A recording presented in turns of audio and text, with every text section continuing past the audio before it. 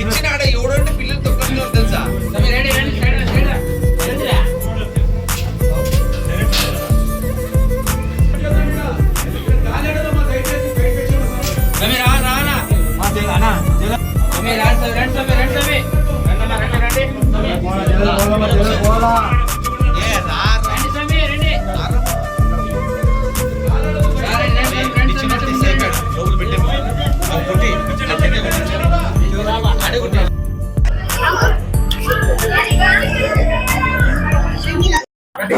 ఈరోజు తొలి ఏకాదశి సందర్భంగా ఉదయం స్వామివారికి తెల్లవారుజామున 4:30 పంచామృత అభిషేకం జరిగినది.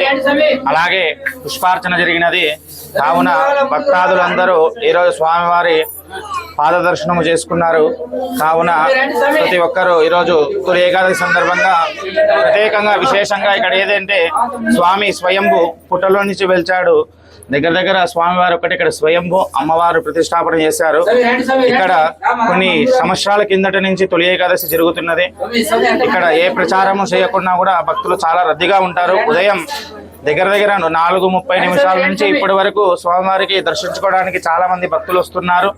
కావున భక్తులు అందరికీ భగవంతుడు అనుగ్రహం ఎల్లవెల్లలా కలగాలని మనసారా కోరుకుంటూ నా పేరు సముద్రాల పవన్ కుమార్ ఆచార్యులు. వంశపారంపర్య మేము ఇక్కడ పురోహితము చేస్తున్నాము. నా పేరు పవన్ కుమార్. జై శ్రీమన్నారాయణ. జై శ్రీమన్నారాయణ. శ్రీమతే రామానుజాయ నమః.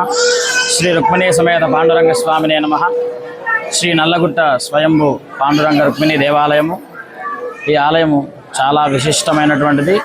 స్వయంభూ దేవాలయము చాలా శక్తివంతమైన దేవాలయము. రుక్మిణీ పాండురంగ స్వామి వారిని దర్శించుకుంటే ఎటువంటి కోరికైనా కూడా తొందరగా నెరవేరుతుంది.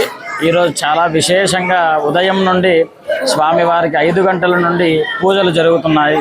ఈరోజు విశేషం ఏంటంటే తొలి ఏకాదశి సందర్భంగా, ఆషాఢ శుద్ధ ఏకాదశి సందర్భంగా భక్తులు 25,000 మంది భక్తులు దర్శించుకున్నారు. ఈరోజు స్వామివారిని దర్శించుకోవడం ద్వారా కోరిన కోరికలన్నీ కూడా నెరవేరుతున్నాయి. వివాహం కాలేని వాళ్ళకి, ఉద్యోగం లేని వాళ్ళకి, సంతానం లేని వాళ్ళకి ఎటువంటి కోరికైనా కూడా తొందరగా నెరవేరుతుంది. 5 పౌర్ణమిలు, 11 ఏకాదశులు స్వామివారిని దర్శించుకుంటే ఎటువంటి కోరికైనా నెరవేరుతుంది. ఈరోజు ఉదయం 5 గంటల నుండి స్వామివారికి పంచామృత అభిషేకము, అలాగే విశేషమైనటువంటి తులసి అర్చనలు, పల్లకి సేవలు, రథోత్సవం జరిగాయి. స్వామివారిని అందరూ కూడా దర్శించుకోండి.